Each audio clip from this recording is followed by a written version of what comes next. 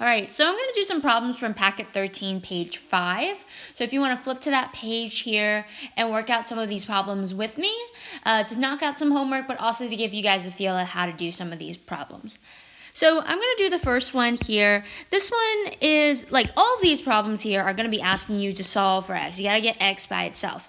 But there are different varieties here. So all the skills you've actually learned to solve these problems through each lesson, but this page specifically is going to ask you to solve it, and you're going to use the skills that you've learned to solve the problem. So all of this stuff you've learned how to use the skills, we're just going to apply it depending on what situation we're in.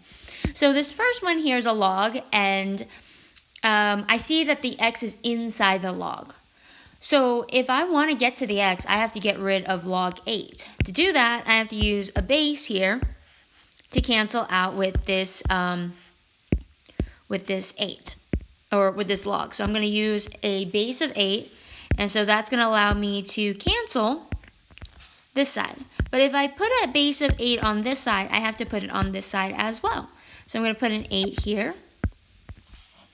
And so, like I said, everything cancels, leaving just the x on the left-hand side, and now this is 8 to the 4/3 power. Well, this here, 8 to the 4/3 power, I can't really do by hand. Well, actually I could, but I'm going to try to avoid doing this by hand. So I'm going to put this in the calculator. So I'm going to go grab my calculator here. Let's see. Let me see if I can flip my camera to show you guys.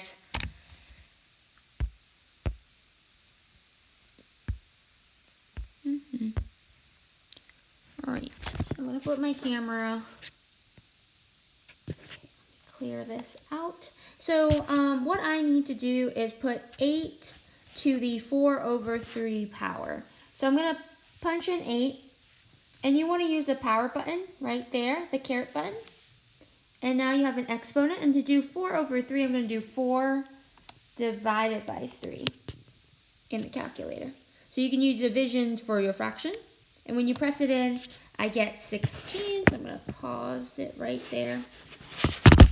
Shrink it down. There we go.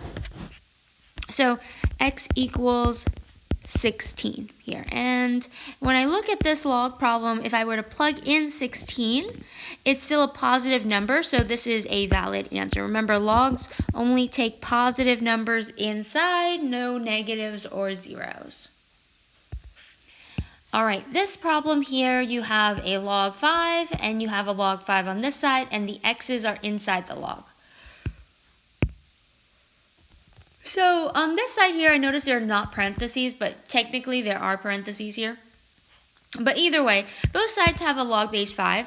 To get rid of so if both sides have a log and they're the same base, they actually cancel because, well, if I want to cancel out this log, I would use a base of 5, but then I would have to use it on that side, and then that completely cancels it off. So both sides of the log will cancel. Then you're left with x squared minus 10 equals 3x. Now, once you cancel the logs, I noticed immediately that I have an x squared. If you have an x squared, it's really important that you put it in standard form, so that way you can factor this quadratic. If you don't have it in standard form, meaning that one side is equal to 0 where the other side has the x squared, the x, and the constant, you're not going to be able to factor. So what I notice is the x squared is on the left side and it's positive, so I'm going to move the 3x over to join with the x squared. So I'm going to subtract over 3x, that cancels. So I'm left with x squared minus 3x minus 10 equals 0. Now if I were to try to factor, two numbers that multiply to give you 10 are 5 and 2. And looking at this, these two numbers could 5 and 2. Did I write 5 and 3? My bad. 5 and 2. So x5, x2. Now I'm going to make the 5 a negative and the 2 a positive, because I noticed if I multiply these two, I get negative 10. But if I add them, negative 5 plus 2 gives me negative 3. So this works. And so this side set equal to 0, so I'm going to set each factor equal to 0. And then this one I'm going to add 5 to both sides. x equals positive 5 for the first one.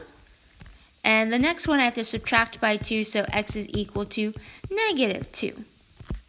Now, what I notice is, like, if I plug in 5 squared minus 10 is still a positive number, and 5 times 3 is still a positive number. So this one is a valid answer. X equals negative 2 starts to look iffy for me. If I plug in a negative 2, 3 times negative 2 gives me a negative 6, which makes this invalid. So that's not a valid answer because it causes the log to be negative inside, so I can't use this. So only x equals 5 is a valid answer. All right, let's try out number 4 here. So number 4, you have a base, and it's an exponential equation, so no logs here. So the x is an exponent, and to get to the x, I need to get rid of the 9. To do that, I need to think about, okay, how do I get rid of a base? Well, to get rid of a base, we learned a long time ago that we can use a log. You know how, like, when you have a log, you use a base? Well, when you have a base, you use a log to get rid of it.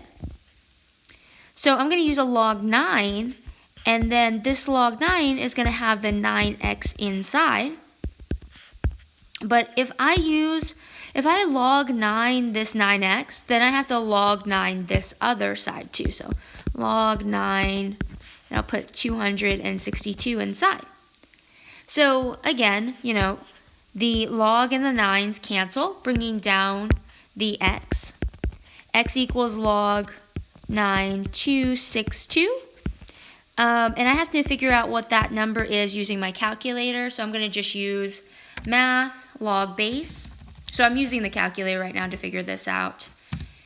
And I'm going to punch in 9 and 262. And I get 2.534 as my answer. You're going to round to 3 decimal places. Once you get your answer, if it's in decimals, just round to 3 decimal places. All right, now this one here has a log problem, and I noticed there's not a base written here, so I'm going to put in the base. Remember, when there's not a base, you always assume the base is 10. So I noticed that x is inside the log, so that tells me I have to get rid of the log by using a base of 10. So that cancels the log out, but I have to base a 10 on the other side now. So once the log and the 10s cancel, x comes down, and this is 10 to the 2.9 power. So I'm going to plug that into my calculator, 10 to the 2.9 power. And I get that x equals 794.328 as my answer. All right. And this is a valid answer because it's a positive number being plugged in for x. By the way, I didn't check my answer here because this was not originally a log problem. This was an exponential problem, so I don't have to check. All right, let's do a few more. So number 6 here is an interesting problem because I already noticed that x is by itself. So I'm like, well, if x is already by itself, I don't have to move anything over. All I have to do is figure out what log 6 1 over 36 is, and I can do that using my calculator. So I'm going to switch my camera here. So if I grab my camera. So to get to a log, you hit math on the calculator, and you're going to scroll down to log base, and just hit that. I'm going to put in the 6, and put in 1 divided by 36. Instead of 1 over 36, I'm going to use division. I'm going to enter that, and it gives me a 2. So that means that this answer here, x is equal to negative 2. And that is my final answer. By the way, I don't have to plug in this negative 2 in for x because in this case, this negative 2 is not being plugged into the log. It's what the log equals, so it doesn't matter if it's a negative number. All right, so let's move on to 9 here. 9, notice that bases are the same. So if the bases are the same, that means that they're going to cancel. So anytime the bases are the same on both sides, they're going to cancel. Then 2x plus 3 drops down, and 5x minus 9 drops down. Then I have to solve by moving things over. Maybe I'll subtract over 2x. That cancels. 3 drops down. 5 minus 2 gives me 3x minus 9. So I'm going to add 9 to both sides. That cancels. 3x drops down. 3 plus 9 gives me 12. If I divide by 3, x is equal to 12 divided by 3, which is 4. Okay, so again, this is an exponential problem, so I don't have to check my answer. So x equals 4. All right, let's try out this problem here. So this one's an interesting problem because the base here is x. Now, we're used to seeing x being inside the log, not as the base. But here's the thing. You still have to get rid of the log to get to x, right? So to get rid of the log, you have to use a base. And because the base is x, you have to use a base of x.